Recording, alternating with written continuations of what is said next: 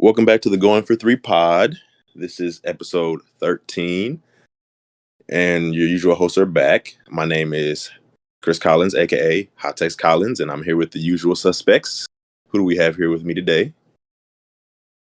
Tony Farr, aka G, aka Gramps. Please don't call me Gramps. I hate that. All right, don't call him Gramps. And I am Percy Thomas, also known as PTP, also known as the K Cunningham enthusiast. It says on my Twitter. Yeah, it is now. Yeah. At least, hey, you know that's not. So, I was gonna say that's not a bad new nickname for me. Is don't call me Gramps. Look, it works though. I go. It does. It does. Yeah, well. So today, guys, we got a good amount of topics to get into. This past week we had the wild card in the NFL, and not as competitive as I would like. I guess I would ask first is as far as what game stuck out to you guys the most, and then I guess we can go through each individual one after that. What game stuck out the most?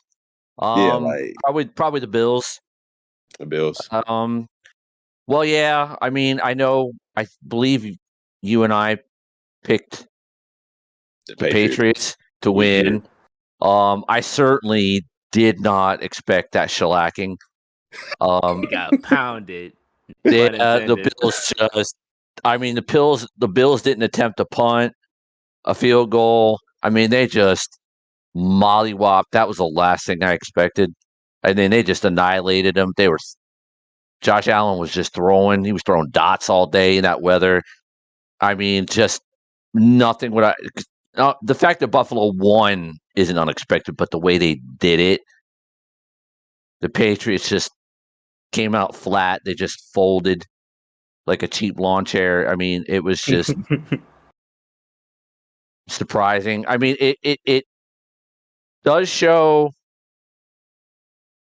New England's weakness, which is their run defense, and showed their glaring need for, they went out and signed a bunch of 2s and 3s at receiver.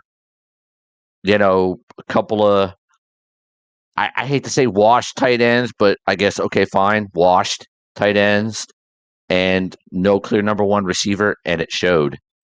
I'm just surprised at how badly Buffalo whipped that ass. Nothing else really surprised me, honestly. Okay. So, yeah. All right. PTP. I probably was gonna go with the Bills, but I mean, I'm gonna just go on one that kind of made a little bit more noise at the end of the week. I think the Cowboys game, them and the Niners. It was weird. You did pick the Niners to win, though. I did pick the Niners, but overall, I did too. Yeah, overall down the stretch, Cowboys. It's hard to really tell if they just kind of really got lost in the moment as far as not letting the ref touch the ball, and then they didn't move with urgency to snap the ball, so it just cost them a little. Speaking about that last play, right? The last play. That the quarterback draw from it's like midfield with no timeouts left. Yeah, I feel like that more or less just means a lot because Garoppolo more or less looked like a pretty decent quarterback that day. And Debo, I don't think Debo really had that good of a day either that I can remember. Oh yeah, he was solid. Yeah, I think he was like. He didn't go stupid, but Debo was Debo. Well, he had 72 on the ground with a tutty, three catches. Well, receiving wise, he didn't have that great of a day, but running wise, he does his thing. But it's not only that, but their defense looked stellar. Looked like how it did previous Super Bowl run that they just had. And just from a Cowboys perspective, I mean, team once again kind of just squanders their opportunity, and I would assume that Mike McCarthy needs to be evaluated as far as a coach. Not because they just lost the game, but his play calling made no sense. You don't run a QB draw at dang near midfield after the whole snap mishap, which could be considered like a coaching issue because if you do drills in practice and the dude has to be the ref, like got to touch the rock, like that's just how it would grow. So I don't see Mike McCarthy making it. If he makes it out of this offseason, I don't see him making it past like next year's season if he continues to do stuff like that. Yeah, I agree. I mean, that's not the only problem. I mean, it definitely is a problem for them. Yeah.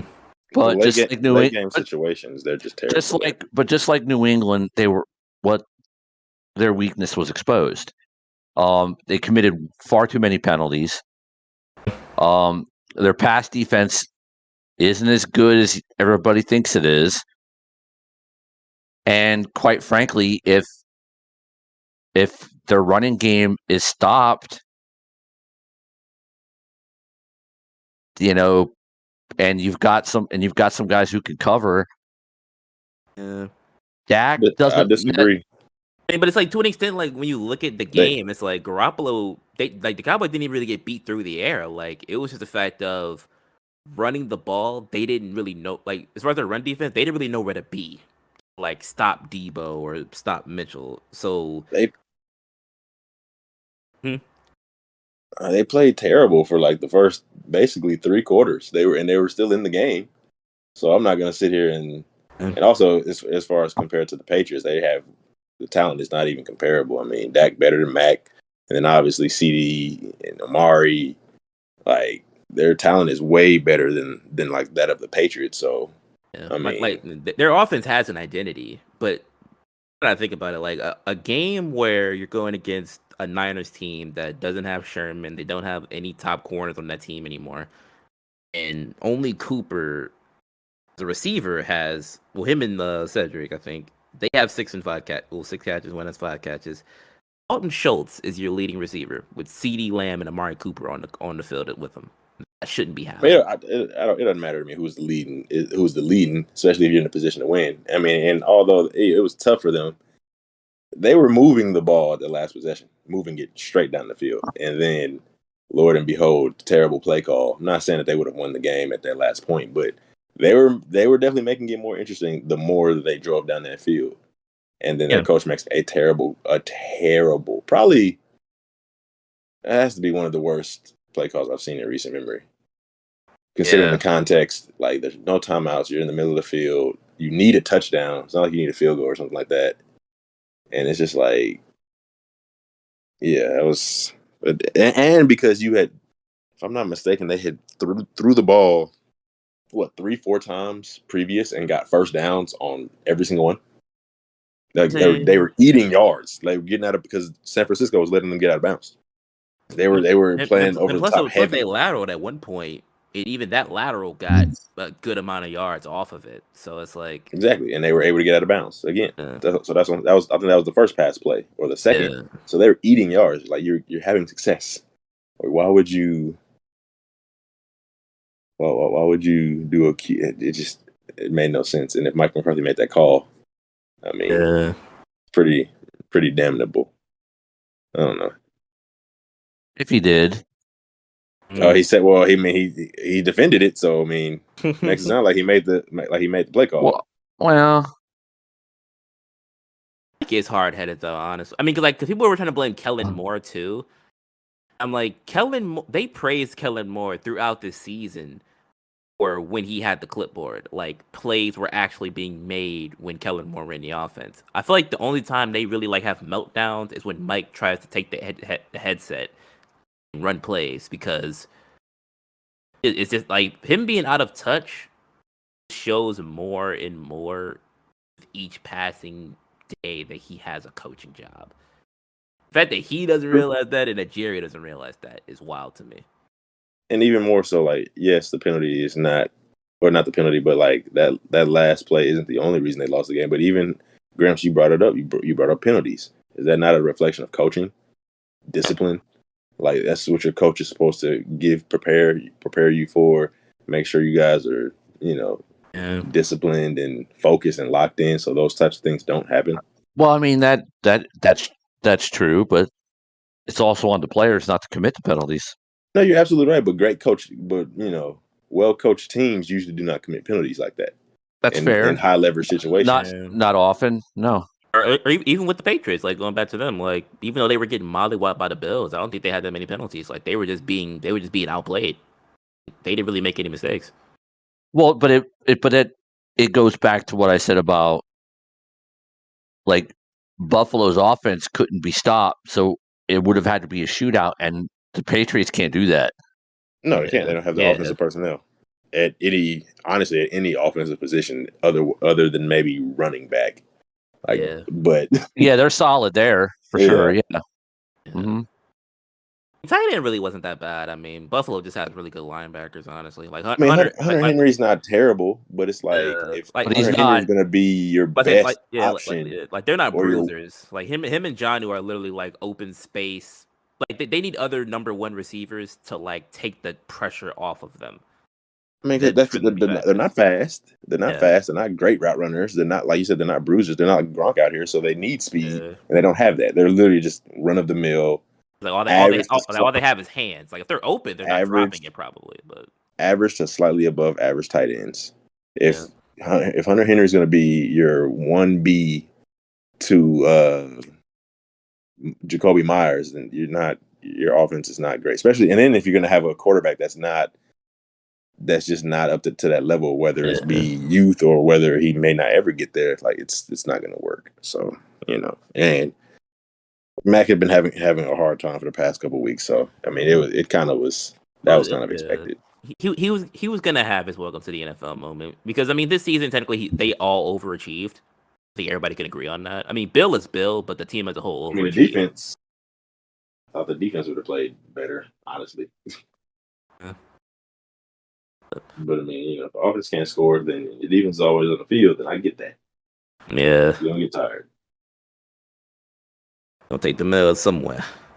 Yeah, but okay, I guess we kind of all went toward the same games. We had the Bills basically just dismantling the Patriots. But the first wild card game was the Raiders and the Bengals. Bengals won 26-19.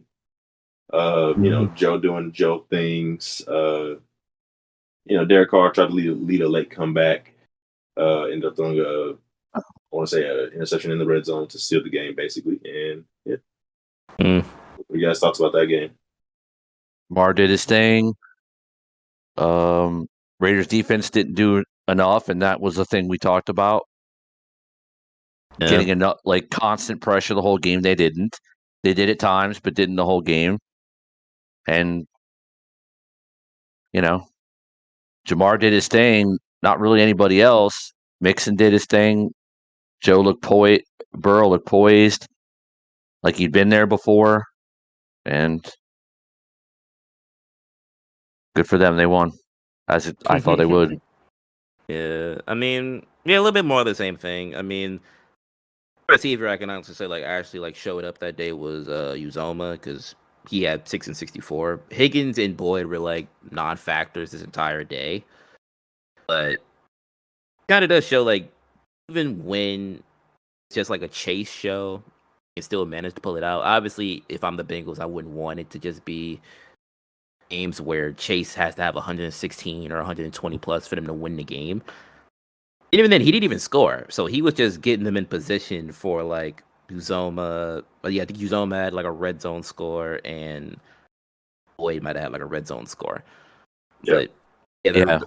But the Raiders defense just didn't have the same energy that they've had throughout most of the season. And then offensively, I mean, I ain't gonna lie. Outside of Derek Carr and Jacobs and Waller, Renfro had 8 catches, but I don't know a few things. I say because I was gonna say out of those 3, I'm not really seeing what they have on offense. It's a lot of by committee stuff outside of the 4 though.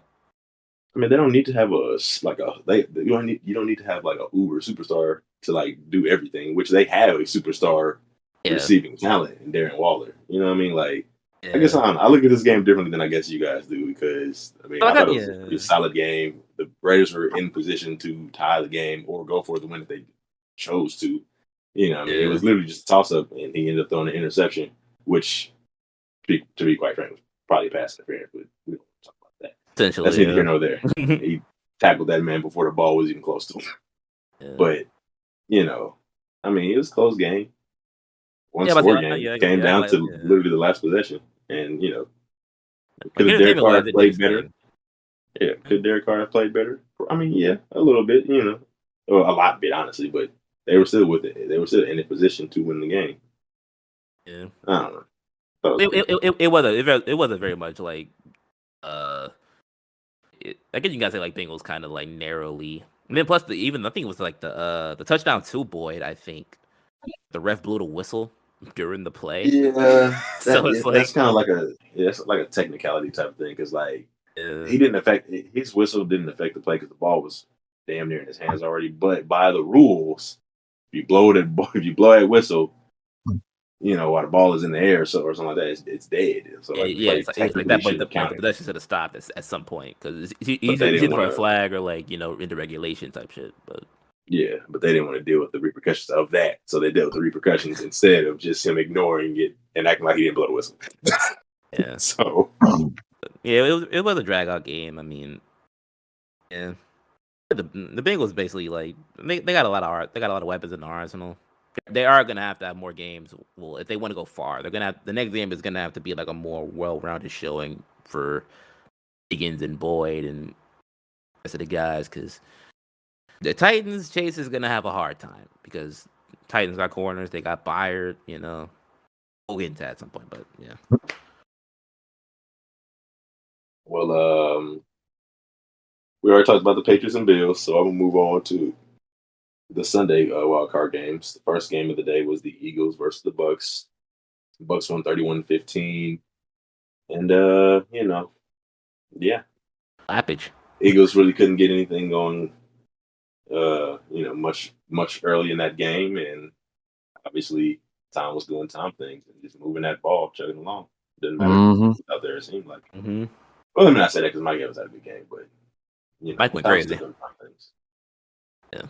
My takeaway from that is not surprised. The after effect of the after effect of is Howie basically saying Jalen's the guy going forward. That's the bigger question to me. Should he be? But like the play calling was absolutely fucking atrocious. Like I don't know. Oh yeah. Who is the offensive coordinator? He did a shit job. I'm sorry. I have no idea. That was terrible. No, I don't know. Yeah.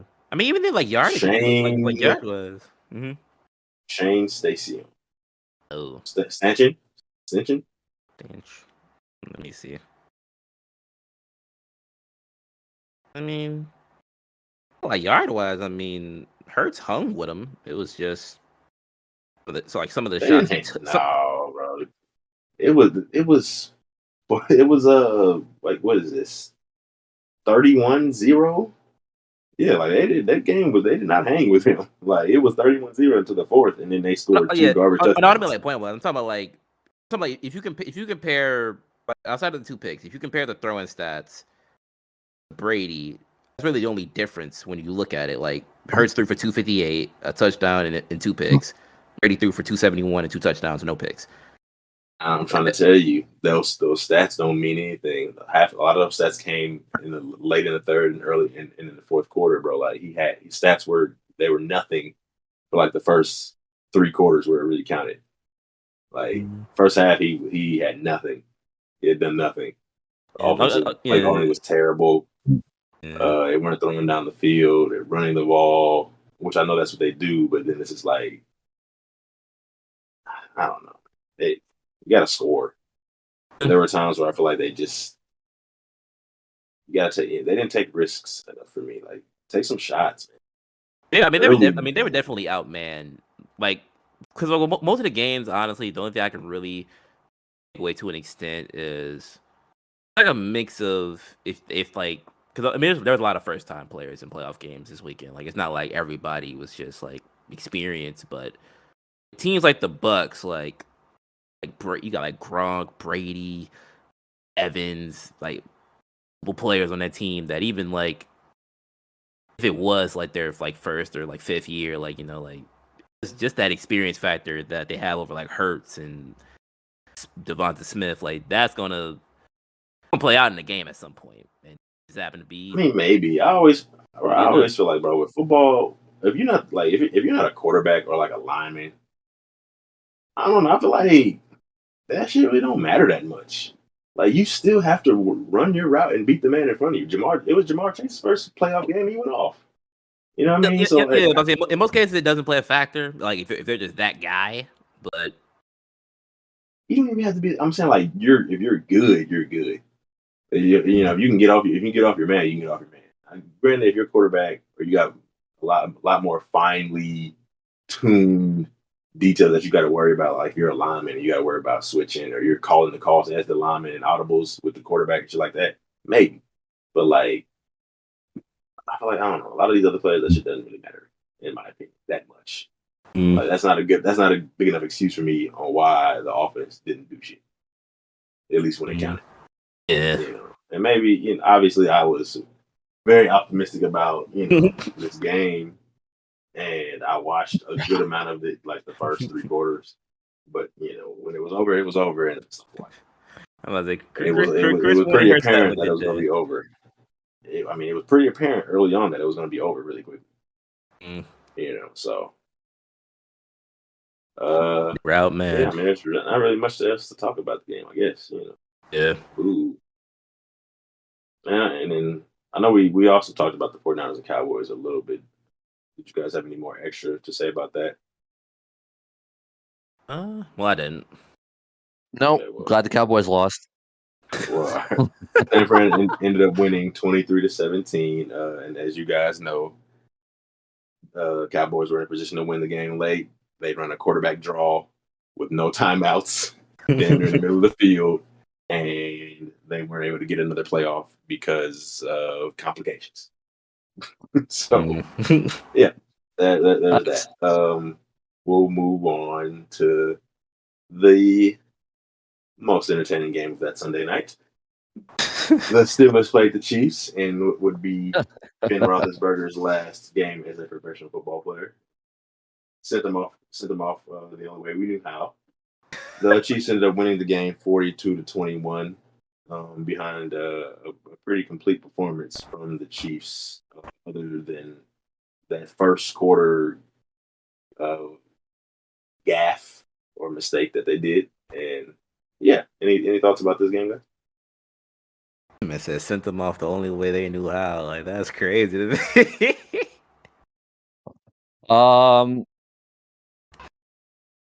believe I said what I said last week. You did. So you absolutely didn't. I didn't believe it. You did. I didn't. I just didn't think at the end of the day that as good as the Steelers defense tends to be, they weren't going to be able to keep up if Kansas City scored any points. The offense is anemic. Ben's arm is dead. I know it was like his final game, and I thought they would really come out, and they came out hard. The defense. Yeah. No, defensively at least. I mean, Hayward definitely put up a fight. But bro, like we played them like what 2 weeks prior, and we beat them pretty handily. So like, there's the old adage of it's hard to beat a team twice. I was skeptical. Like they've seen this already this year, literally a couple weeks before. Like it's fresh in their minds. The tendencies are fresh in their minds. Like I thought that they would be able to have more success with it. And to Ben's defense, he had pretty bad, costly drops by his receiver. I think Johnson dropped the pass. That was good. He dropped 2 or 3, like third down. Yeah. So, not saying that they would have won, but it definitely that we might not have scored 5 touchdowns in like. Yeah, I feel like that's mainly why the score was getting ran up, because offensively, like the Steelers were. By the time you looked up, the Steelers were on a 4-and-out and they were punting. That's just how bad it was for them to move the ball. And then defensively, I mean, if they're on the field way more than your offense is, you're not winning that game. after a while, like Mahomes, like he started throwing passes to the lineman, like that's how free this game became as it went on. So I didn't really pick in this game like a winner. Patty went crazy. Yeah, like he threw like 404 and 5 of them things. Like, I will say though, I'm definitely tired of him throwing across his body when he doesn't have to. That's how he got the first pick. oh yeah, No, really, like for real, like he rolls out to the right. Travis is right in front of him. I know it's not going to be a big game. It'll probably be like 5-6 yards. He's basically like the check down of that boot. But bro, he's right fucking in front of you. I get it. You want to throw a touchdown. I get you want yards. But he's right there, man, and he's open. Just give him the. If it was McCole or Tyreek, okay, you don't want to give him that. Sure, on the short yardage, fine. But even if it's Tyreek, because he can burn somebody. But like Travis is hard to bring down. Give him the ball, let him make a play. You don't have to throw across your body while rolling to the right. Because that's how it gets tipped. It got tipped by somebody. They got picked off by somebody. So it's just like, okay, like bro, what are you doing? Like, that's unnecessary. And then to Andy, this needs to be said. There's absolutely no fucking reason why McCole Hardman should be running a fucking run option with who was it? With Williams? Well, our backup run our number 2 receiver and number 3 as far as pecking order on just receiving options is running a read option with our backup running back. Like, what sense? What sense does that make? If you're going to do that at all, it should be, for one, Tyreek should have the ball. Like, and maybe you run a pass option with, or a run option with McCole, or somebody who has the ball more shorthanded than him, or the backup running back. Like, that shit doesn't even make sense. Like, and then the running back, he tries to pick the ball up and make a play out of already a busted play. He gets blasted in the back and drops the ball. Like, he's just pouring salt on the wound and just making it worse. Yeah. So that was I didn't like that. Get into rhythm before you start calling all that questionable stuff. Started getting fancy too early. Yeah, and then I guess my last takeaway is I like the way Juju looked, and I hope he comes to the Chiefs next year. And that's real. I'm serious. I'm actually dead ass. I wanted to see how he looked because of his injury. Yeah. And he came out and he played. I mean, he didn't play, great, but he played and he had some catches. So that was nice to see. But yeah, they got hit with a Kansas City explosion. I didn't expect. No, I really didn't expect it to get that out of hand that damn quick. Which was crazy. Yeah. Ben Sendoff guy real murky. I mean, I don't think the Steelers have beat Patrick Mahomes, which is funny because before Patrick started, we could never beat the Steelers, like, ever. It was actually frustrating because it's like we always felt that we could beat the Patriots, but we could never beat the Steelers. But the Steelers could never beat the Patriots. So like you understand, like it was so upsetting. It's just like, fuck. Yeah, we can beat the one true contender. Like we were a team built to beat Tom Brady. We seriously were, and we beat him a couple times in the regular season. But we never could beat the Steelers, or we could never get to play the Patriots in the playoffs with that current iteration of that team, and it was crazy. But I guess moving on to the last wild card game of the playoffs, we have the Cardinals and the Rams, and the Rams thoroughly worked the Cardinals, winning 34-11. Yeah, you guys feel about this game? A lot of developments in this game, I would say, personally. Rams defense was really good. Mm-hmm. Kyler looked bad. Yeah, he didn't look great. I'm not going to put all that on no D-Hop because that's not fair. Because they still have a lot of other people, and they just looked out of sorts. Kyler looked out of sorts. And Rams defense was good because I'm not gonna go out here and say I'm not taking anything away from Stafford. He did what he needed to do. It's his first ever playoff win. Good for him. Got that monkey off his back. And they're moving on. They were the better team. Totally cool. It's just, I think this was, to me, yes, the Rams defense played well, but this was more, the Cardinals played absolutely terrible than it was the Rams played lights out. Well, if you really look at their personnel, honestly, you get past D-Hop, and it really isn't that great. You look at their running backs. Yes, Chase, he's okay, but he's not a great runner. He's a decent pass catcher. You look at James, who, there's a reason he's on the Cardinals. He didn't work out in Pittsburgh, and they handed him all the touches he could handle. He just wasn't. He started losing effectiveness. So it's just and he's not a great pass catcher. So it's the running backs aren't great. Then you go to the receiving core. I mean, Christian Kirk, their leader in targets is Christian Kirk, who's at best a good number 2, maybe. And then AJ Green was, non-existent, it seemed. Rondell Moore, Benjamin, Zach Ertz, these are just guys right now. For some reason, Wesley kind of didn't have a big role in the offense after playing a lot in the weeks that they didn't have Hop. So that didn't make any sense either. Probably because they felt like he wasn't getting open. Or he wasn't doing something right. Yeah, but I mean, he only had 2 targets. So I mean, maybe they put Jalen on him. I don't know. It might have been a lot of sets where he just went on the field. But I mean, yeah, honestly, I can't even say the Rams defense. Literally, they played. I feel like more or less, everybody knows their defense is gonna be good. I'm not even gonna. It's not even about that, more or less, because Kyler Murray has played defenses this year that were going into the game. They were stout. He still played good. He looked like garbage. But did he have D-Hop when he played them?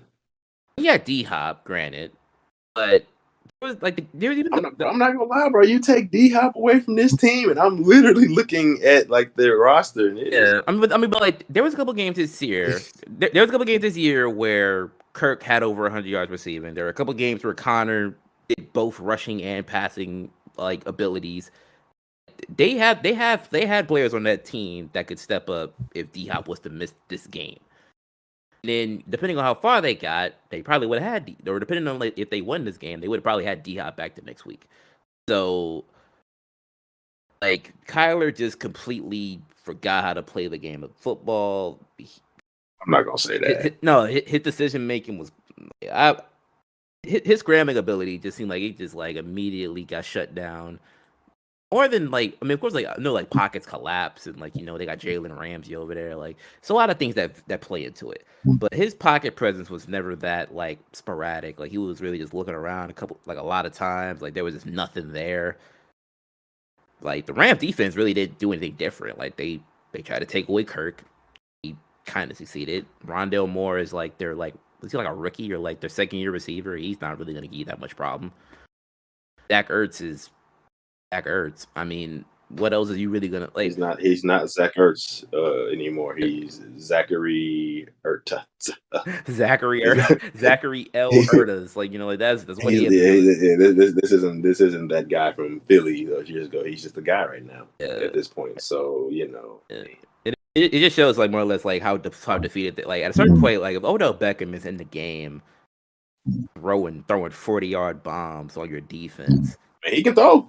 That ain't the first pass he's thrown. It ain't the first. And I mean, it'll be the last probably. He can throw. Yeah, and it won't be the last. They made it. The thing was that play more or less was it was from him to Akers, from halfway across the field. He can throw. Yeah. It's I'm looking at the play. It's I'm trying to figure out if it was a corner that the Cardinals had or their safety. One of the two. We were in a position to probably make it to where Akers didn't come down with this pass. They just didn't do it. So, I mean, I wouldn't. I don't know if I say that. There ain't no reason he let him catch it. He didn't let him. He couldn't make the play. Yeah, he didn't let him. But I was I think either the guy had his back to the play. I forgot what it. I tried to visualize it, but I forgot. But I mean, What the story is, I mean, Stafford got the dub. That's really like the main thing here. Because I mean, I think he was like 0-3 go before this game. So playoff games like as a whole, good for him. Cam Akers came in and had a good game. I think that's also an important takeaway. I must say, because he only he played in week 18 before they started the playoffs, and but 55 yards. Not much though. Yeah, like it's worse. He had 55 yards in the game they played. In the playoff game. Yeah. But the last game of the season, he didn't have that many carries. But I feel like him coming back just adds another dynamic to their offense as far as the running game.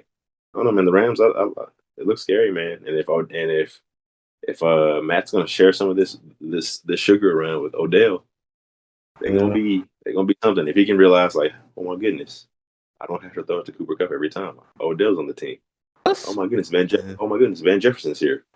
Plus Sony Michel, I ain't gonna lie. Like the first play of the game I seen from Sony, he busted. You can't say his name around Grant. You can't say his name around Grant. Like, he busted that motherfucker. Where's Darrell Henderson? I'm not as hateful. I'm not as hateful as I was. Where's Darrell Henderson at? Where is Darrell Henderson at? Hopefully, another team next year. He might be on the football team. You know, he might be backing up Gibson. You never know. Nah, we don't. Nah. I don't. Nah. He said, "I've had enough of him. No more. I've had it." Well, that does it for the wild card games. I guess I don't know if you guys want to briefly talk about the upcoming games potentially. Okay, so let's see the divisional round. We have Saturday. We had the Bengals at the Titans. I got the Titans, but I was never going to pick the Bengals at all. It's not because I don't like the Bengals. Yeah, they're too reliant on Jamar Chase, and one team is going to be like, "Hey, you're not going to do that."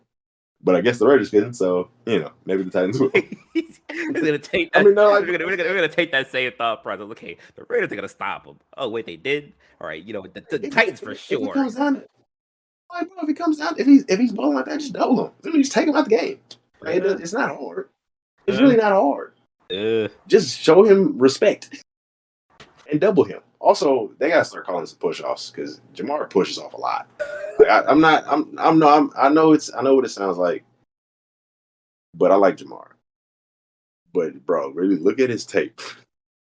He's pushing like those back shoulder throws, pushes off 100% of the time. I'm talking full extension, and nothing is called. I'm like, damn. He do that. It ain't a call if you don't get caught. You're absolutely right. I feel like that's what it is. Right. He just mastered the art of like. I'm trying to tell you, he's extending his arms. Yeah, you extend him on that push off. It should be a whistle.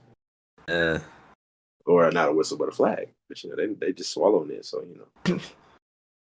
But no, like I said, I got the Titans, man. Yeah. You going Titans too? Are you not going to Titans? Derrick Henry's back. I ain't gonna lie. I'm on my own island. Plus, more or less, plus I put this because as the only person to like only gotten one game wrong in the last set of this. So technically one game wrong. So I didn't pick the Steelers game, but I mean, you wanted to pick the Steelers though. So wait a minute, I only got one wrong. Yeah, G did too. But and I didn't really want to pick the Steelers either. I just said I wouldn't be surprised because that defense was looking nice. That's basically a pick. That's as close to a pick for the most lopsided. Seriously, that's as close of a pick for the most lopsided game of the weekend. Like besides maybe the Eagles and Bucks. Like that was as close to a pick as you gonna eat that. to me, that's a pick. Yeah, but I'll take the L on it because I didn't expect them to get just spanked. But I mean, I'm gonna still go Bengals. I mean, obviously Derrick Henry's coming back. I understand that, but who's got their whole offense? The Titans at certain points they won without him. But as far as in playoff games, you say they need Derrick. They needed him to be back this week. Bengals still got Exactly. Bengals still got a lot of options. If Jamar gets doubled, then you still got Higgins, you still got Boyd, you still got Uzomah. What did Higgins do last game? I'm gonna say last game, like I said, they didn't respect Jamar Chase, so you get a 100-yard game. The Titans are probably gonna scheme for Jamar because they've actually seen that they've had weeks. They've had a week to prepare for him. I doubt he's gonna have one-on-one coverage, especially Byard on the team. Like Byard's gonna shadow him, so there's gonna be other guys that Burrow has to get the ball to. Isn't really a bad option because like they still got a lot of guys that can still get yards with the catch. So that's what I'm banking on, more or less. I would pick the Bengals in this case. I'm gonna say the Bengals. Bengals are a fraud, bro. They're a good team, good young team. They have good talent. Joe is the deal. Jamar is the deal. I like Joe, but I don't see it with this team. I mean, obviously, like the line isn't the best rushing wise. What is the last team that made a deep playoff run with a bad offensive line? I mean, y'all was in the Super Bowl and y'all lost half y'all line. They got hurt the game before. What you mean? Y'all was wounded. Y'all was wounded going into it. No, so the year. So I think y'all lost a line in the game or the one where the line was really broken. Going in, we were down. Mitchell Schwartz was a Pro Bowler. Mm-hmm. We were down him, but we still had Eric Fisher, who was also All Pro, and our tackle. So like you can acclimate for one missing lineman, but then you lose two, and then our team made the decision, which I don't agree with, but they made it because they felt they was the best.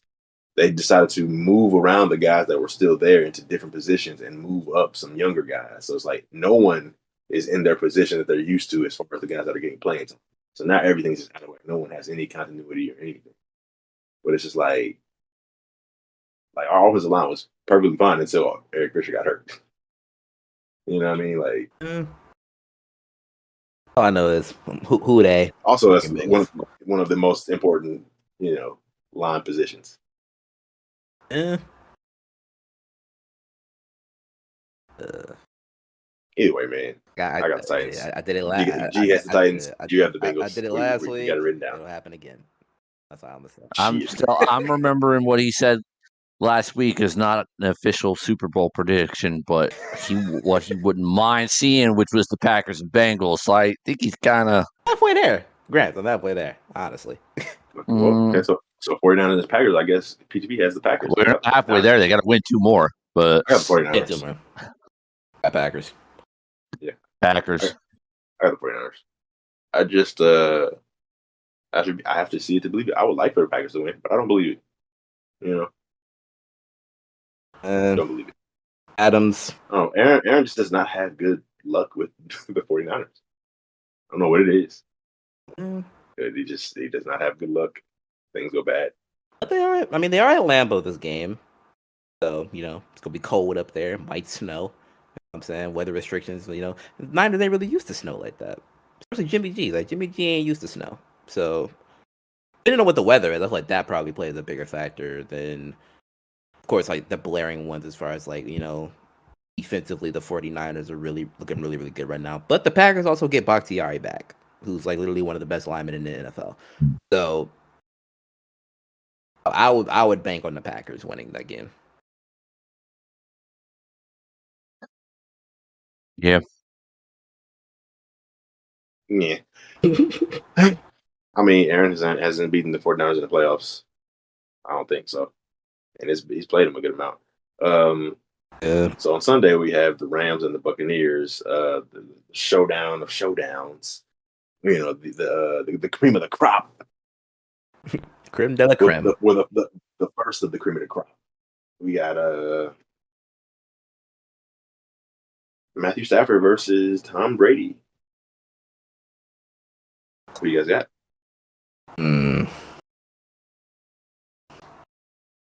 Bucks. Ooh, there's only one right answer, and it's them.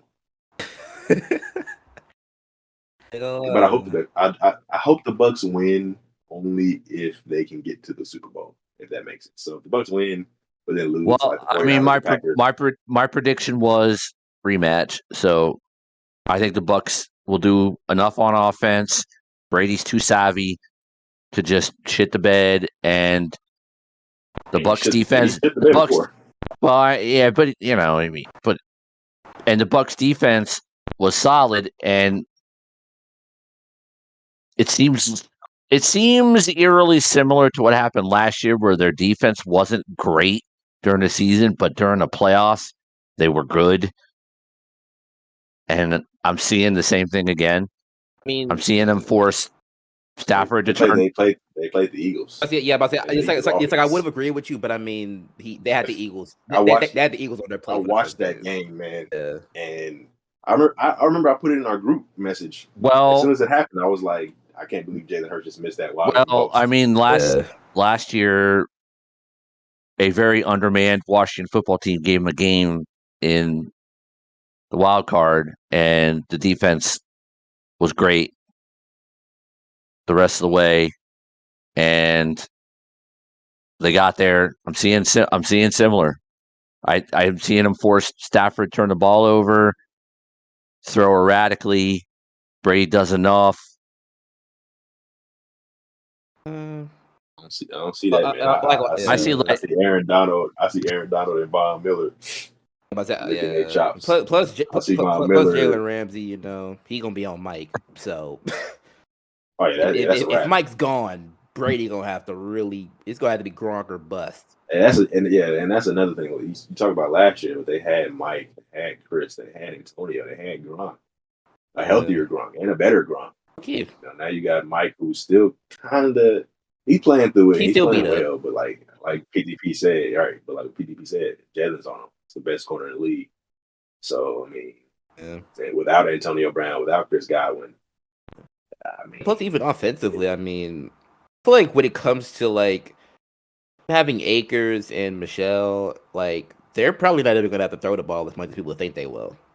And Bucs defense is gonna have to prove themselves as far as like run defense wise. Obviously, you know Cooper Kupp's gonna have his shots, but Odell gonna get his shots.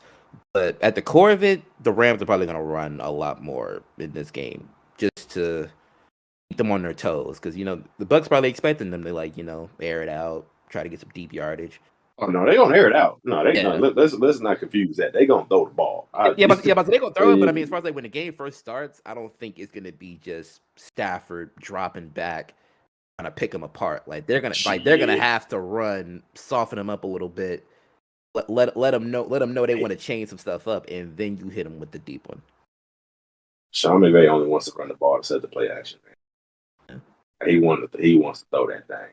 But I mean, that's the thing. Like I feel like, well, for me, personally, that would be like their key to success, more or less. They have to, as long as the Rams are mixing it, like kind of like how the Bucs did at some point when they had Leonard Fournette season and stuff. Are they gonna have Leonard Fournette? I think is Fournette coming back? Is he going to? I mean, it's maybe it's up in the air. Yeah, I think maybe. But it's like I feel like the Rams are gonna have to. They're gonna have to defer to Michelle and Akers at certain points in the game, maybe even the beginning, to like really keep that balance in the game. Because if they just started trying to air it out, then you kind of would get what he was talking about, where like Stafford starts he starts panicking because certain routes aren't working out. Then the picks start to come because you start to rely only on him instead of like two really good running backs you have in the backfield. So. We're not gonna act like Matthew Stafford is fucking Carson Wentz out here now. He's not Carson. I mean, he can throw the ball 40 plus times. He's not Carson Wentz, but there are games where like if he throws over 40 times in a game, you're gonna get at least one. You're gonna get at least one mistake, whether it be a pick or just a 4 and out. You can't get Brady a 4 and out. That's not necessarily true. That's me. I've seen it. He doesn't throw that many. He hasn't thrown that many picks. He didn't throw that many picks in Detroit over the last since 2014. He's throwing 12, 10, 5. Like even this year, like people were talking about all his picks. I mean, he's thrown 17, but he's thrown for also 41 touchdowns. Like let's put some respect on his name now. I mean, like I said, like I said, I mean, not like when I say he makes mistakes, it's not just like I'm talking about like literally like 4 and outs, which still eventually. 3 and out also. Like it's like 4 and outs, 3 and outs. Like it still leads to like momentum shifts in games because you're putting a lot of stock into him just being able to throw the ball and put it anywhere. He can, but if you got an offense where I can defer to the running back or I got a check down, you know what? I'd rather take the chances every once in a while because it keeps defense on their toes and it lessens the chances of a mistake. So when the Rams are beating the shit out of the Buccaneers, I want y'all to say I told you. And the Rams, I still think the Rams are gonna beat them. I just don't. I just hope they mix it in. You know, I mean, if that ever comes out and like Van's going stupid, Cooper's doing Cooper like things. You know, like if they come out and they just run all over them, then I eat my words. But like Akers and the boys gonna have at least probably 100 yards combined between the two of them. Any more to say about this game, fellas? Good. Moving on to the prime rib, the steak, the main event of a Rumble in the Jungle. What? Hold on, I got another one. Hold on. Damn, I don't got one that rounds with Arrowhead, but it was there. It's somewhere in there. Arrowhead. I got nothing. But either way, man. How about this? I got one Bills for I versus the Chiefs. No, you're gonna sell my shit. You're gonna sell my shit. I already know you. No, I'm not. No, I'm not. Wait, let me finish. Obviously, again, I'll say it again for anybody who didn't listen last week, and if you didn't, shame on you. Damn it, listen. But I said rematch. So let me finish. Here's what I'm thinking. Bloodshed at Arrowhead. That's what it is. But whose blood is it, man? Oh, the Chiefs win. I'm sticking with my prediction, brother. Chiefs win. It's gonna be a tough game. I'm not gonna cap it with you. Obviously, I'm picking the Chiefs, but this will be it's either gonna be really close. No, double digits. Or you're not getting that. You're not getting that again, Gramps. You're not getting that again. Yes, I am. Double digits. We're not beating the Bills by double digits. They are motivated, bro. Yes, you are. You're not getting that again. No. I go. The Steelers. You kind of got lucky. I go. Look, I am not a Chiefs fan. I am not like Josh Allen having a bad day. Yep. Because that's the only way that happens. Okay, that's fair. If that's the case, that's fair. I can get. Yeah. I can get Chiefs win by double digits. Hey, double digits can mean 10. That doesn't mean. No, I got you. But 3 touchdown blowout. This specific team is extremely motivated to play just us. I understand. Literally. I mean, I understand. They want us. Plus, literally, like Jerry Hughes, like had the post game conference.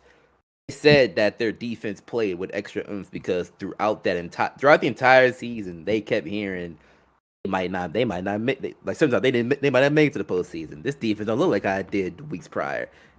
They choke a lot. Like they hear a lot of the stuff that's said about them in the media. So they got a lot of incentive. And then plus, a lot of people probably thought Josh Allen was going to have a mediocre day against the Patriots just because he's going against Bill. They didn't turn the ball over. They literally went up and down 7 times, I think. So it's not going to be. I'm not going to say that they're going to do the Chiefs, but it's not going to be easy. It ain't going to be easy. Now, granted, I would absolutely love if they beat them by 2 scores at least. I would be ecstatic. I would be talking my shit. Double digits. I can see like 31-21. That's double digits. I can see that. I see like 35-32. Nah. Yeah, I ain't gonna. I mean, I ain't gonna lie to you too. Like, I mean, a team that goes from dropping 47, I don't think they cool off that quickly. I'm sorry. They haven't been doing it all year, and they were looking mighty sketchy until that. So let's not act like it's far-fetched. Yeah, but that would be something. They run the ball a lot more, so that's also another reason. But I'm saying, but they can't run the ball. Is what I'm saying. They can't. I don't care how they looked against the Patriots. Like we've played that team in that same personnel: Devin Singletary, Zach Moss, and Josh Allen. They couldn't run the ball. So I'm not just gonna think all of a sudden a year later that they can do that. So I don't. Yeah, I mean it's gonna be a big deal for me. The fact that they can't run the ball, at least in my opinion. Yeah. I mean, I'm gonna play devil's advocate and kind of like I did in the first game we talked about. Pick the Bills. Pick a side. I'm picking the Bills. I said I picked the Bills. Like this time, I'm actually gonna give like a definitive answer because the Steelers game, I just kind of wanted to see something shake. Honestly, something shake. Why do you think the Bills are gonna win? That's Josh Allen playing with something to prove. The defense has a new lease on life. Probably they're gonna be more motivated. They're probably gonna be more motivated to try to run the ball against y'all again, even though they probably didn't work the last time. They're gonna be more motivated to run the ball. You can try, but they just don't have the personnel. Like those running backs aren't great. Also, to your defensive point, couldn't I use that same point against the Chiefs? Because like nobody was getting slandered. No defense in the league was getting slandered the way the Chiefs defense was getting slandered. Like, oh my god, it was. They were talking so bad about them. Our own fans was talking. I ain't gonna lie. It might be a tie between y'all and the Bills though, to a certain extent. Because I forgot who the Bills lost to that 1 week. I think they lost to the Jaguars. They lose to. They did lose to the Jaguars. And they lost to the Jets. The Jets. That's what it was. Jaguars beating a lot of people though. Yeah, it's not far fetched. They don't act like it's far fetched where they just come out and lay an egg. Yeah. I'm still saying like a 31-21. And when it happens, and I said bloodshed at Arrowhead, and we can revisit it next week, and you can give me my props. I'm gonna give you your props after I give a very long and lengthy call out. And I am not the Chiefs guy. You know that.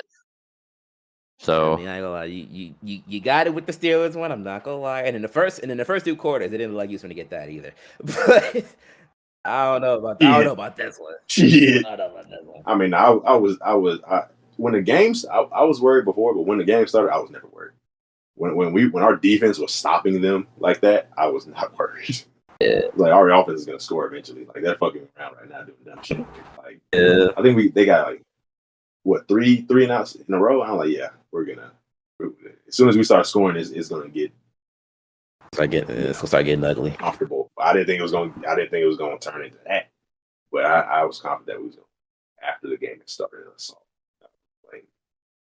But this Bills game, I mean, hey, Sunday is a great day. Sunday is a great day for football, man. The Bucks and Bills and the Chiefs. I mean, it is a great day for football. You could get wicked real quick. You get wicked. You got Josh versus Pat. You got Stafford versus Brady. I pray for good games. Yeah, and a Chiefs win. We gonna see, man. We gonna see. Yep.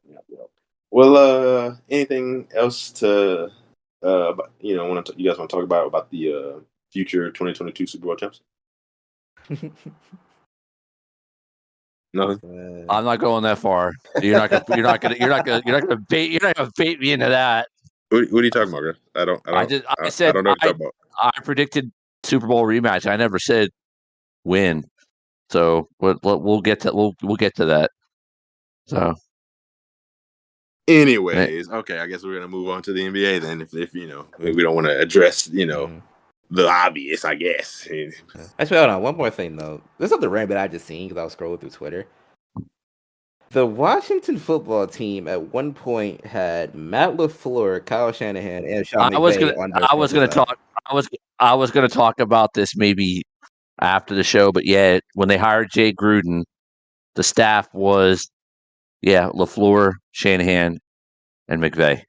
What exactly does that mean when you don't have guys in the positions that they're in now that they're succeeding? You know what I mean? So like, if those guys aren't head coaches, like they can still it's just ironic that 3 of the best coaches in the league now were literally all on our staff at once. I feel you, but I mean, that could also that changes by years too. You know what I mean? So that's just her years. But it's still pain. It's still pain. Especially for McVay, like he was your tight end coach. Man, you can give it 3 years, and McVay could start losing, and LaFleur could start losing. They could be out of the league in literally 3 years.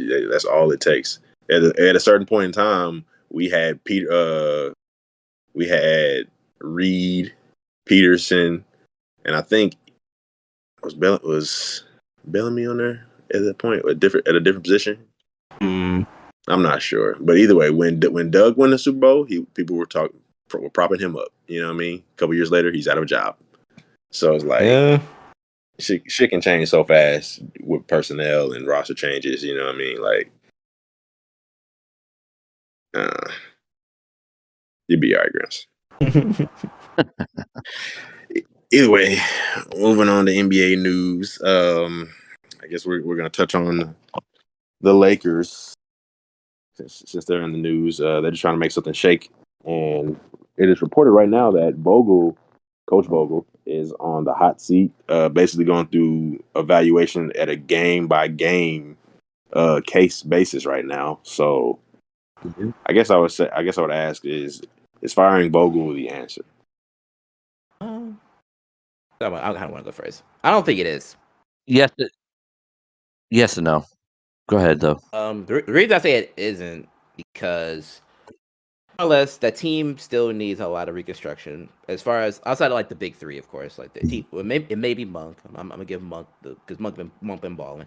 Outside of that big three, more or less, or the four names listed, they need a lot of retooling. Might need to get a little bit younger, or at least get some veterans that are more in the time frame for it. It's just a lot of like. It might be a mental thing too. That's why like they're not playing the best. Because I mean, Vogel's not a bad coach. Like obviously they won a championship with him. When he was in Indiana, the team wasn't too bad until like the last like stretches after they got rid of PG and all that other stuff. So I don't think getting rid of him changes anything. Like in their immediate future, it just means they have to start back over, learning whole new systems and everything. It doesn't change anything overall.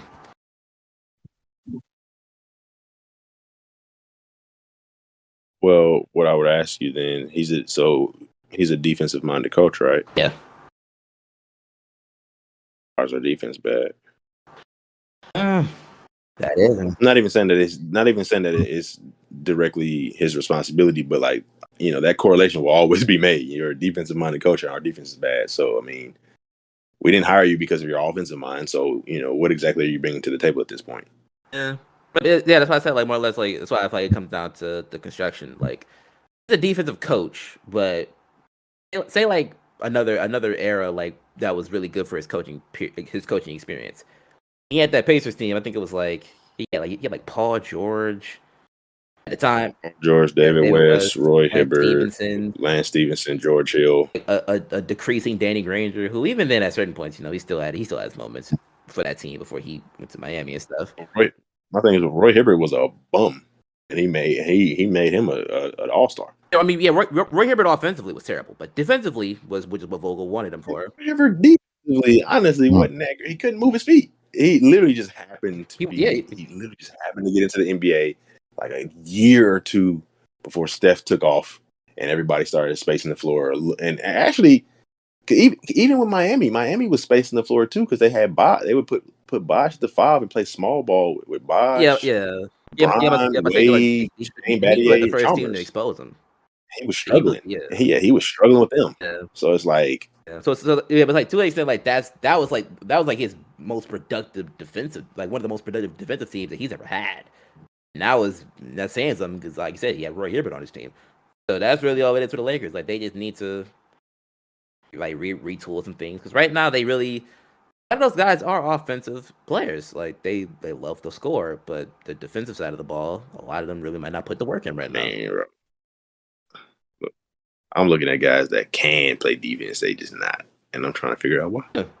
Like Malik Monk showing flashes of playing defense. Tucker in the first season, season before this year, showed that he could play defense. Reeves. Austin Reeves is a good defender. Austin Reeves is a good defender.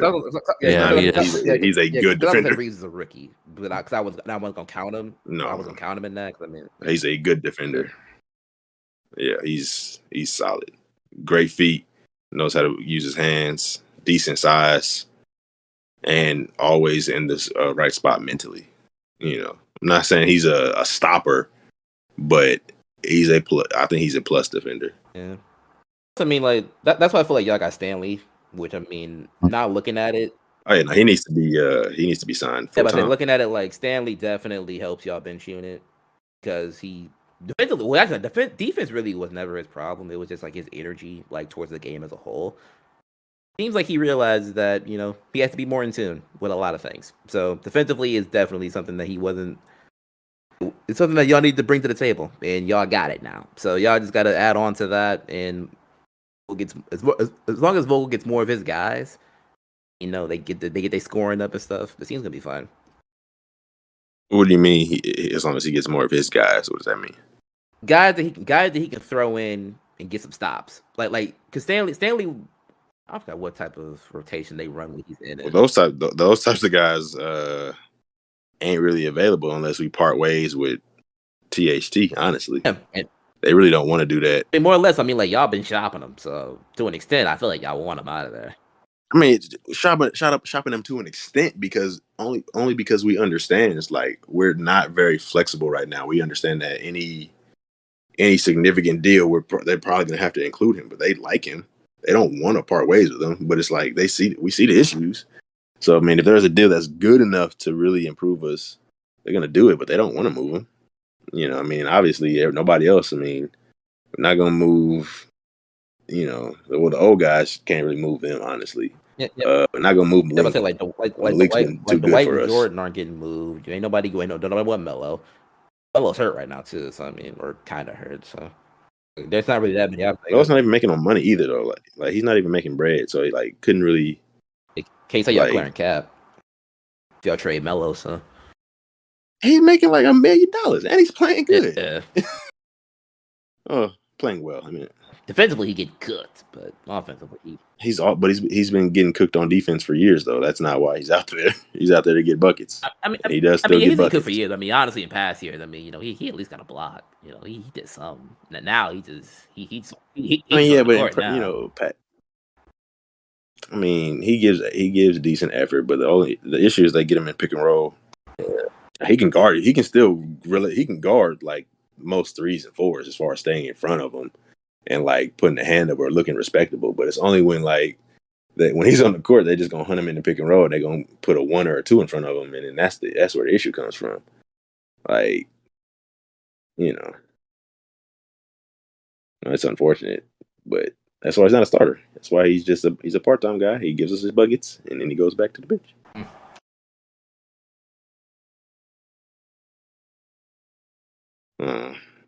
Whatever GM LeBron wants to do. We're gonna stop that. What else is?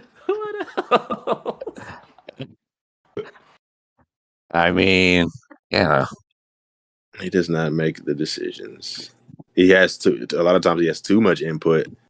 I don't know if it comes from a place of intimidation or respect. Honestly, I don't know if Rob Pelinka looks at LeBron like he has such a great understanding of the game that he really takes his recommendations to heart, or if he's more so just intimidated by him and it's like, if I don't do what he wants, then something bad gonna happen.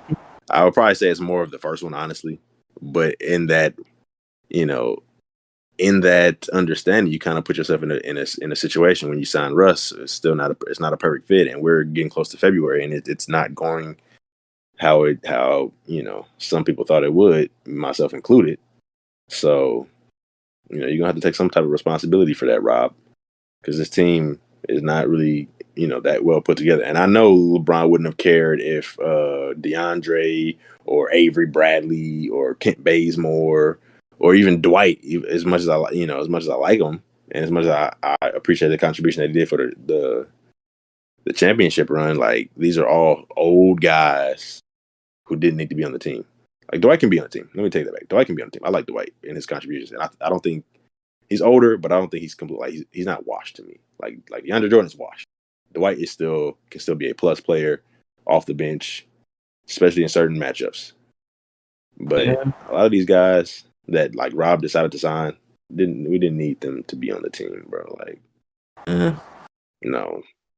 Like, why do we have Kent and Avery on the same team? Why? I remember they did say something about Vogel didn't have any input on y'all off season. So I mean, the idea of Bron having like a huge impact on like who was on that roster when the season started is not too far fetched. I'm not saying he didn't have a huge impact, but I'm saying as the GM, like he's not. I don't think Bron is tripping if you don't sign guys like Avery Bradley or Kent Bazemore. Like, yes, he likes his vets, But I mean, the whole team, the majority of the team is mostly vets. Like you still have Trevor, you still got Russ, Melo. Like there are vets that they have playing, but you didn't need some of these other guys. Like and in the redundancy of it. Like if you have Dwight Howard, why in the hell are you signing DeAndre Jordan? Doesn't make sense. If you have Avery Bradley, why in the hell are you signing Ken Bazemore? It's redundant.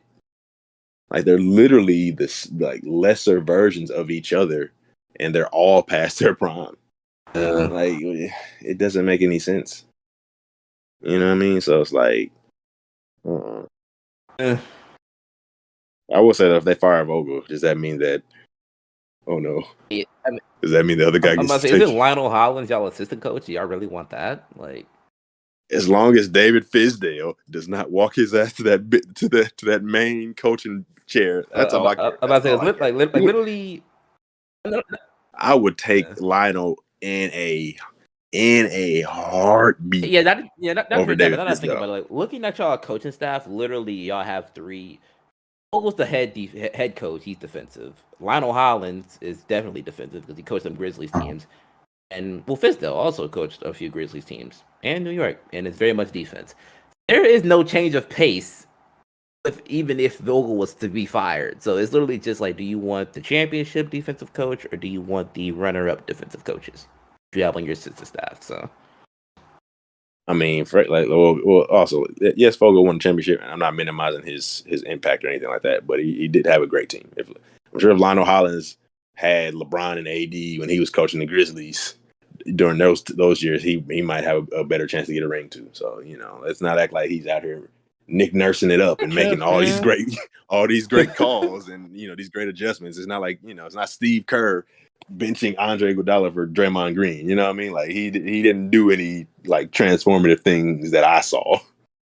That like you know what I mean? Like I'm not there's nothing in my mind that makes me think that Frank Vogel is technically better than like a Lionel Hollins. Like they both got to the similar spots with the other teams. Pacers, Eastern Conference Finals, Memphis Grizzlies, Western Conference Finals. You know what I mean?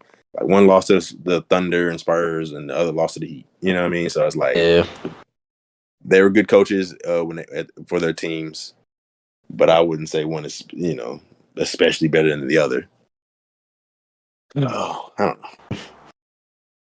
As long as like I said, as long as David Fizdale does not come down to that coach, I'll be fine. David, he's bad. He's bad. He's a bad coach.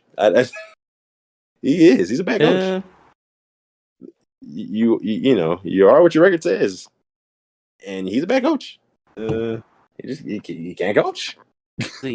Take that for data. He can't coach. It's kind of like a Paul Pierce situation too, where it's like, I mean, he tried to do analytic work, and it didn't work out for that either. So I mean, Hey, why you gotta go? Why you coach? Yeah, shots fired. Come on now. Paul was entertaining. I ain't gonna lie. Paul was entertaining. Paul really wanted to quit at ESPN, and he just said, "Fuck it." That's what he just stopped caring. Shots fired. Why you got? We're not gonna talk about the truth like this. No, Paul I ain't gonna lie. His playing game, I'm basically with that because Paul Pierce got his buckets, but as far as him as an analyst, Paul Pierce, Paul wanted the host. That's really all Paul did. The analytic work for it. Who don't? How did this conversation degenerate into this? Who don't? Why are we hating on Paul Pierce now when we were just talking about the Lakers? No, but I just want to say this, man. The disrespect that some of these kids are showing Paul Pierce is ridiculous. I agree. You literally got people saying like he's the most overrated player ever, and like just ignorant shit. Like, yeah, I understand that he didn't nickname himself the truth. Somebody else did. Yeah. Shaquille O'Neal did. Shaquille O'Neal did. Was yeah. I mean, Shaq also nicknamed Dwight Howard the new Superman, and then immediately took it back and gave it to Giannis. So I mean, he didn't immediately take it back and give it to Giannis. Giannis had to earn it, and then him and Dwight had some type of falling out or whatever. And I'm not even sure Shaq ever called him the new Superman.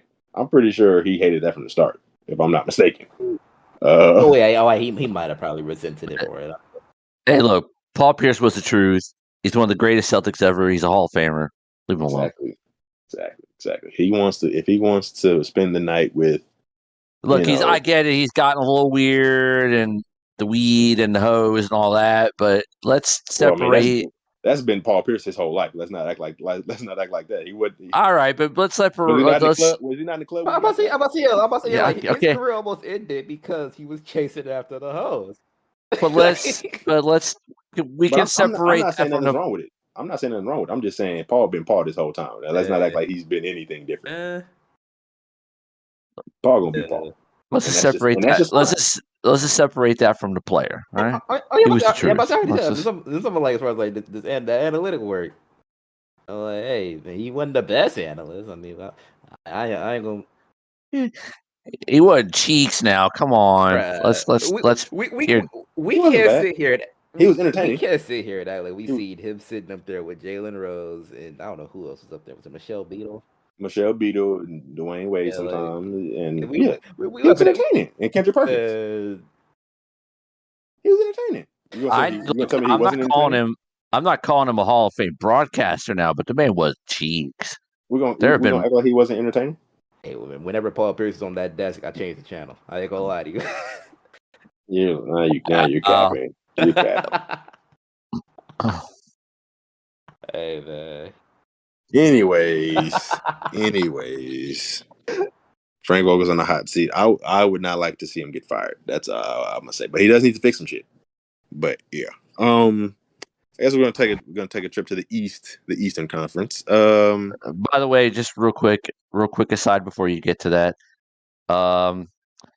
Kyrie scored 30 tonight. I went to start jersey shopping. I know. I'm not worried. I told you.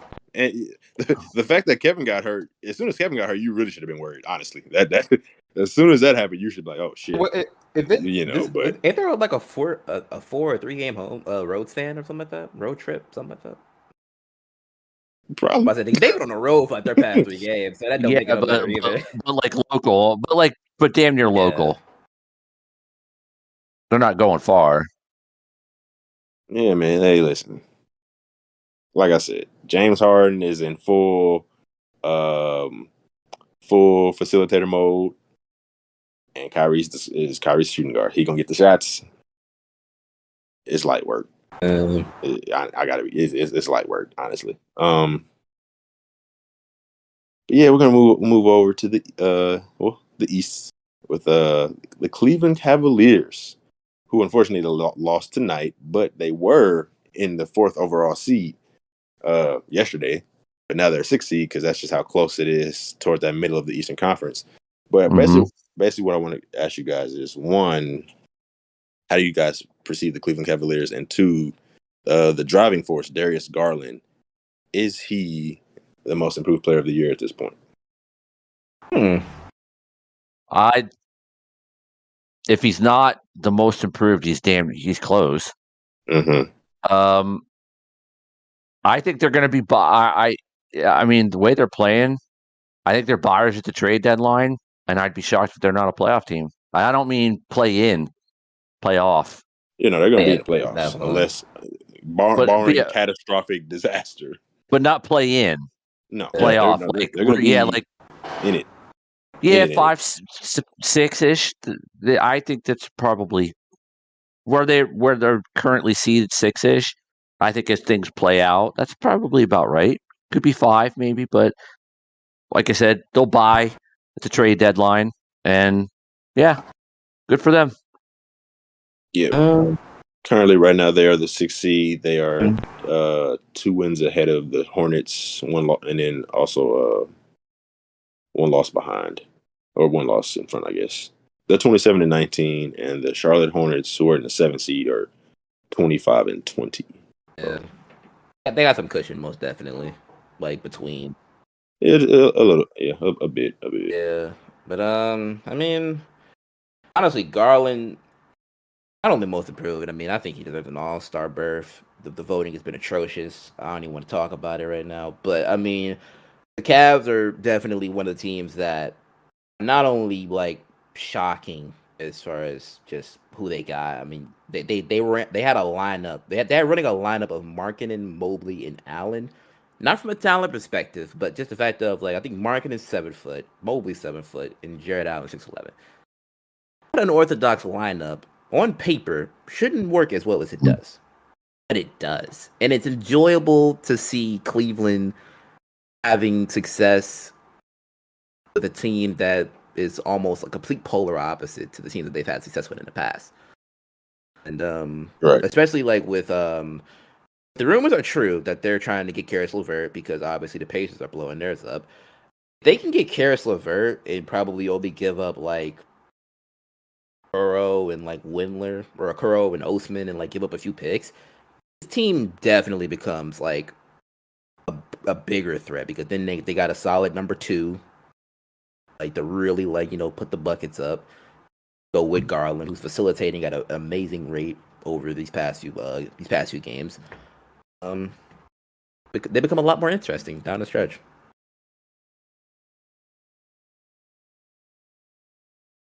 I agree. Let's see. I don't know. Like as time goes on, like Darius Garland is like becoming one of my like favorite young players in the league. Like I still like Ja better because Ja's that guy, but Darius is nice, man. His handle is something that people do not talk enough about. He has like this kind of unorthodox hesitation to like his moves. Yeah. Like, he's very hard to like guard, and like you said, like he has pretty good vision. Like he's actually like running the offense out there, like not just not just reacting technically, if that makes sense. Like not just driving and kicking or something like that. Like he's actually like running offense. Pick and roll. Playing off all of that. Like he's a real playmaker. Like people seem to forget that from the draft class, like the season leading up to it for college, the main prospects that people were really looking at was the Duke 3 and him, because Darius had like a lot of potential, like play not only just scoring but playmaking wise. And granted, he got hurt for his college season, so it didn't really go out to where he played until where he got drafted at. Once he gets the ball in his hands, which is why I feel like Sexton is not going to be there much longer. Sexton might be gone. Going to be gone after this. But once he gets the ball in his hands, presumably he will. Yeah, you got it. I mean, he has to be at this point. It's like you see how you see how Darius is playing without him, and then you see how he's playing when he's like the main, I guess, ball handler. Like you see this, and it's translating to team success. Like Colin definitely proved himself to be a credible scorer the year before. Averaging actually the past 2 years, he proved to be a credible scorer. But it's just like I just don't think that they think that that's going to fit, especially like with his height, along with Darius. Like they're both kind of undersized. They're going to try to get a big 2 guard. I think with the lineup that they're running, like obviously, I would rather have Garland as like my smallest player on the floor than Colin, just because like I said, like if Garland's getting guys, he's getting Marketing involved, he's getting Mobley involved, he's getting Allen in that pick and roll a couple times. Kuro probably isn't living up to it, but that's just like this might just not be the team for him, more or less. But even Kevin Love has been having some sneaky. Like he's having some sneaky games where he's like dropping double digits. He's getting his rebounds up. Kevin is these young cats. Kevin's having fun again. Have completely honestly, he's literally enjoying playing basketball. Kevin's having fun again. He's averaging. He got a 6 Man of the Year case. He's averaging 14 and 7 in 21 minutes a game. Yeah. Like he's hooping. Like he really 40% is. from the 3. He hasn't shot 40% from the 3 since 2017. He's hooping. Like there's no. It's like that man. From a chemistry standpoint, I would definitely see them getting rid of Sexton because the team doesn't really move the same. I feel like when Sexton's running point, because I feel like most possessions end with Sexton getting to the rack or shooting. Garland, it's still that chance of it, but if a dude's open on a pick, on an off ball pick, or like a dude's open in the corner, Garland gonna see that. Like he not gonna want to just get his stats up. He gonna dish that open man. So. And also, I don't want to make it sound like that a lot of his shot attempts were like inefficient. Like I'm not saying he's the most efficient, but it's also not just throwing up bad shots all the time. Like he shot pretty effectively like the last 2 years. Colin Sexton did. So like I don't want to make it sound like like he's just throwing up bad shots all the time. Yeah, it's like but like you said, it's just about fit. I don't think it's. Plus, it's like Sexton worked on his. He really worked on his scoring, and it's like obviously that was something that he felt he felt like that was something he really wanted to work on. But with the way that the team is going, they need a guy that's doing like a little bit of everything. Like because Garland's really not that. He's a decent defender. They're both 6'1". Because don't think it's like Sexton was a little bit farther along defensively than Garland was, in my opinion. Other than that, I think Sexton is really. I wouldn't even say he's better defensively. I would just say like Sexton's just a dog. Yeah. He's gonna compete. He's gonna get at it at the defensive end consistently, but like he don't have the size. Either, the size ain't there, but the mentality of like I'm gonna lock this dude up. It's like it's in him, which kind of makes it. Yeah, it makes it a little better. Garland, he can work on that. But as far as like offensively, where they really are probably evaluating it from. Making wise, he gets involved. Man, it's tough. It's tough to be an elite guard in this league and not be a good playmaker or a great playmaker. You know what I mean? Like 6'1", 6'2". Like the only guys I can think of is like Donovan Mitchell, who is otherworldly as far as like scoring. I mean, I wouldn't say that Kyrie's a great playmaker. I think he's really good, but obviously, like. I mean, he's leaning more to the scorer back. Yeah, but I mean, he's a way better playmaker in my opinion, than Colin Sexton is. Like significantly better. Like Kyrie can run an offense. I've seen him do it before. Yeah. He can run pick and roll, and obviously he's a way better scorer. Yeah, he's just a way better scorer than Colin is, even at this age. So it's just like, I'm trying to find like his. Like we all agree that he's gonna get moved, but I'm trying to just figure out what would be the best place for him, because like you never want to get injured and then come back and find out you're expendable now, and but that's looking like what's gonna happen. I really don't know where a good fit with him would be, where he's a starter. Weird. He might be looking at six-man role. I'm not gonna lie. Weirdly enough, this kind of does go into like. Darius LeVert thing, but Indiana might be one of the only places where like he could get moved and potentially be his team within the next 2 or 3 years. They're rebuilding, so if they get a guy like him over there at point, that'd be pretty nice for him. I can see it. How come Brogdon the point though? Yeah, but Brogdon's 27. And if they're rebuilding, at some point he getting moved too. So, like, they ain't gonna move everybody. They're gonna keep one. They're gonna keep one of them. Like Sabonis is for sure probably gonna get gone, but they're gonna keep one of those guys. They're not moving Brogdon, LeVert, and. If anything, if they can move 2 out of the 4, they'll be fine. Because I think LeVert and Turner would probably be the easiest to move. I forgot about Turner. Yeah. So they're not gonna move all 4. Through trade. Like they're not gonna Turner and LeVert will be the easiest to move because still pretty young himself. But if they have Sabonis and Brogdon and say for example Sexton, he probably still be a 6-man for them too. Like Sexton coming off the bench, explosive little scorer, scrappy on defense, kind of like TJ McConnell, but a little bit better. I feel like that would be something that would be fun for him. Honestly. Yeah.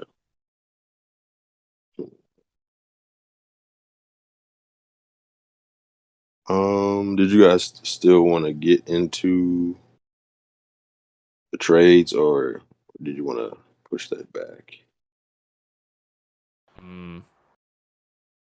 Well, you want to talk about them trades? Say no. We could push it back. We could push it. So we could push it back.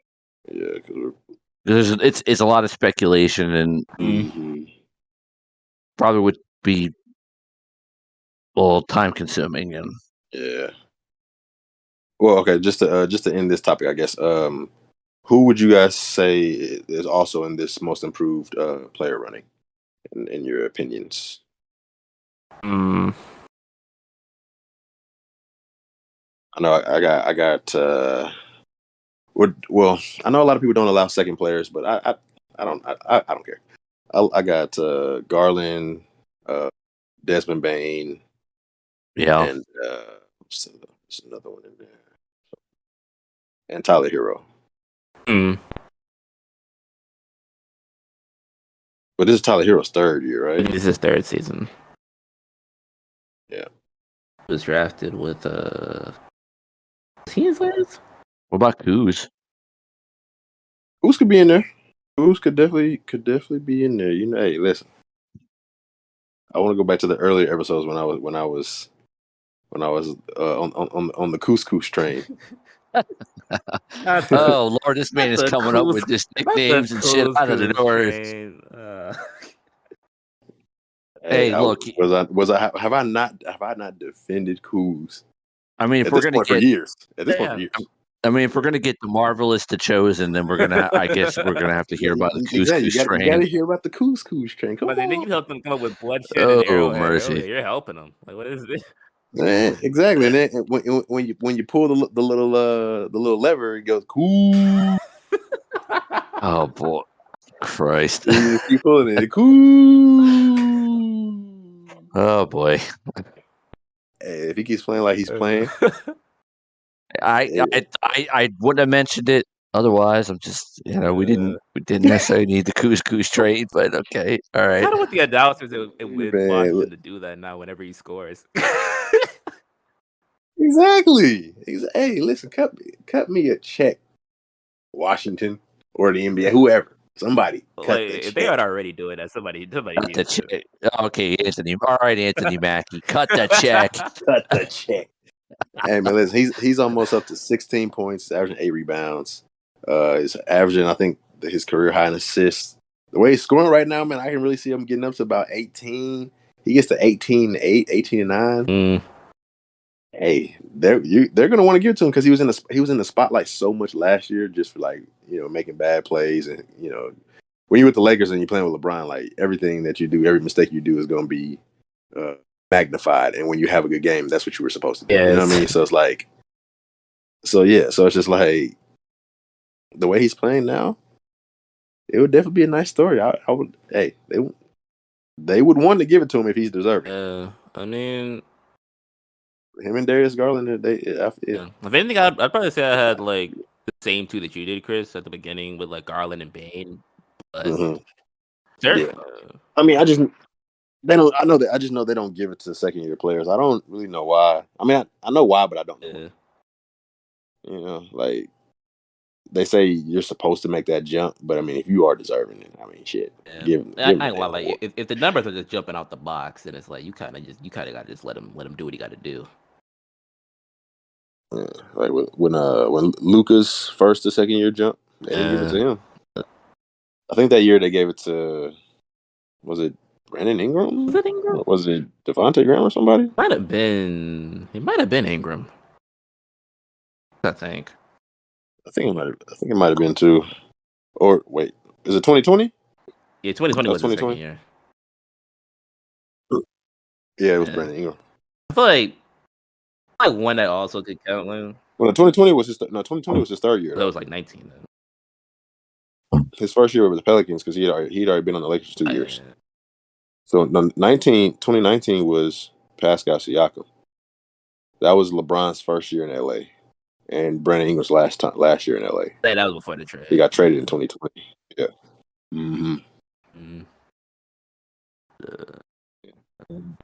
Yeah, I think that Darius is probably a safe pick. He's putting the world on notice, man. Jalen Brunson could also be in it too, though.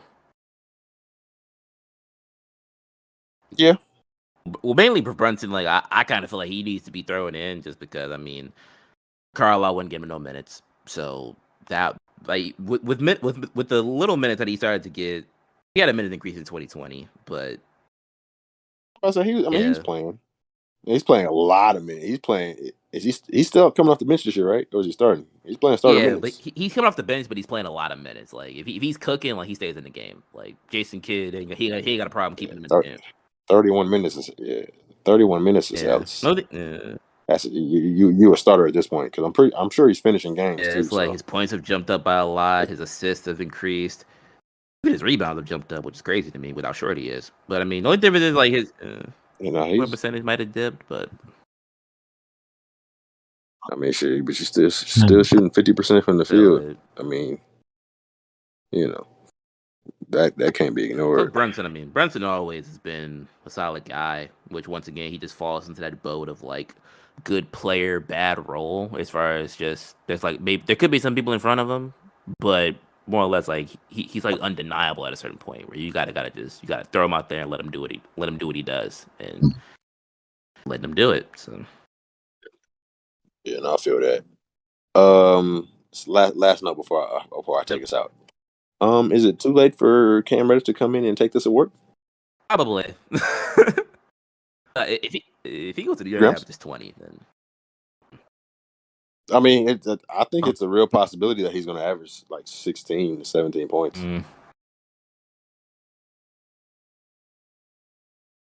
I don't know.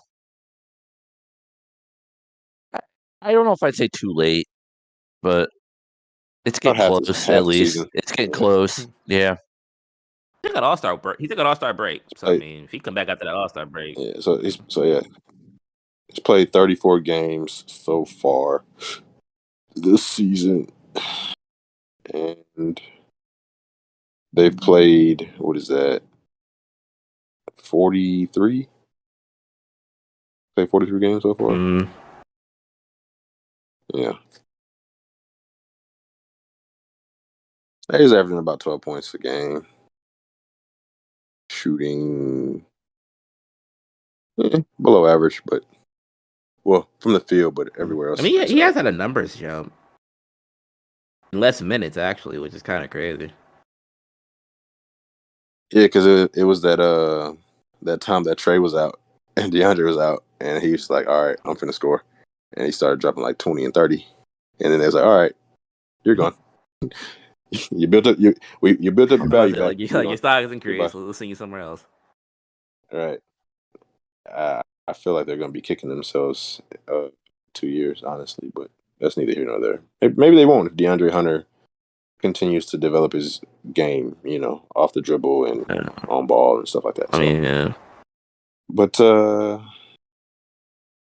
yeah, that's what I got. That's our show for today.